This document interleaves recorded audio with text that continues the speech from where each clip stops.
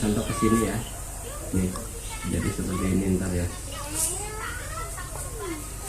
Kita atur ampere di kisaran 30 ampere ya.